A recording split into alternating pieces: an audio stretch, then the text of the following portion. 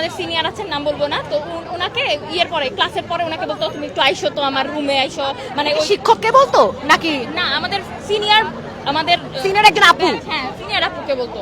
তো হচ্ছে তখন ওনাকে 3-4 বার দিনে 4-5 বা 6 বার কল দিতেন। এগুলা কি টিচার, সে বিশ্ববিদ্যালয়ের টিচার, সে তো এইভাবে কল দিতে পারে না। সে ডাকতো, সে বলতো কেমন আছো, কি তিনি কি করো। উত্ত্যক্ত বোধ করতো এবং তিনি অবশ্যই সে হচ্ছে সে তাকে জিজ্ঞেস করা হতো তোমার কি বয়ফ্রেন্ড আছে, তোমার কি কেউ আছে, তুমি কিন্তু সব সমস্যা আমাকে বলবা। উনি হচ্ছে ফোনে বলতো যে আমার রুমে আসো, এরকম টাইপের কথা বলতো। তো উনি আই মিন কোনো প্রকার ক্লাস না থাকার পরও স্কেজুল ব্যতীত কল করে মাঝে মাঝে মাঝে মাঝে টিচারের একটু কমতি হলে তখন কিন্তু চেয়ারম্যান স্যারও ক্লাস নেন। উনি কি সিআর ছিলেন, ক্লাস রিপ্রেজেন্টেটিভ?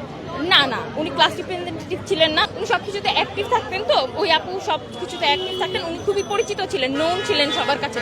তো ওইভাবে হচ্ছে উনি কল করার ওই সুযোগটা পেয়েছিলেন। তারপর হচ্ছে উনি বললো, ওনার ফ্রেন্ডকে বললো। পরে উনি একদিন বললো যে স্যার আমি তো হচ্ছে করবো না, আমি স্যার আমার নিচে ফ্রেন্ড দাঁড়ায় আছে। পরে উনি অট্ট হাসি হেসে ওনাকে হচ্ছে বলছে যে ওনার বয়ফ্রেন্ড আছে স্যার, এটা বলছে যখন যে আমার বয়ফ্রেন্ড আছে, তখন উনি হচ্ছে বলছে ও আচ্ছা ঠিক আছে যাও তাহলে। এটা হচ্ছে 14-15 দিন পরে এরকম, উনি তো 2 দিন পর পরে ওনাকে ডাকাইতেন, এরকম হচ্ছে হইতো। আফজাল স্যার যিনি, উনি হচ্ছে আগে আমাদের হচ্ছে চেয়ারম্যান ছিল।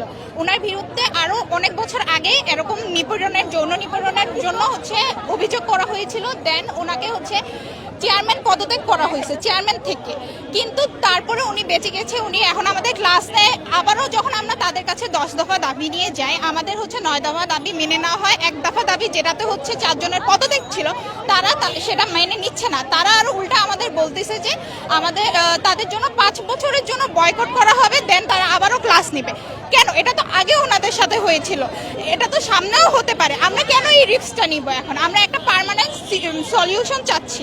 আর হচ্ছে আপনারা কি ওনাদের পদত্যাগের দাবিতে আপনারা কি এখানে প্রথম অবস্থান করেছেন নাকি বিশ্ববিদ্যালয় প্রশাসনের কাছে আপনারা এটি হস্তান্তর করেছেন বা ডিপার্টমেন্টে যিনি বর্তমান চেয়ারম্যান? হ্যাঁ, বর্তমান চেয়ারম্যান। আমরা তো বললামই, আমরা হচ্ছে 10 দফা নিয়ে গিয়েছিলাম। দেন হচ্ছে তারা 9 দফা দাবি পূরণ করেন, আর 1 দফা এটা পূরণ করতে চাননি। তারা উল্টা আমাদের বলে যে তারা হচ্ছে 5 বছরের জন্য তাদেরকে বয়কট করতেছে।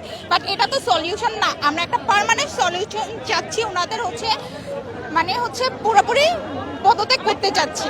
আমি জানি না এটা কেমন শিক্ষক, উনি ক্লাসে এসে যা না তা বলে, উনি গালিগালাজ করে আমাদের সাথে। আমাদের হচ্ছে স্টুডেন্ট হিসেবে মেনেই নেয় না।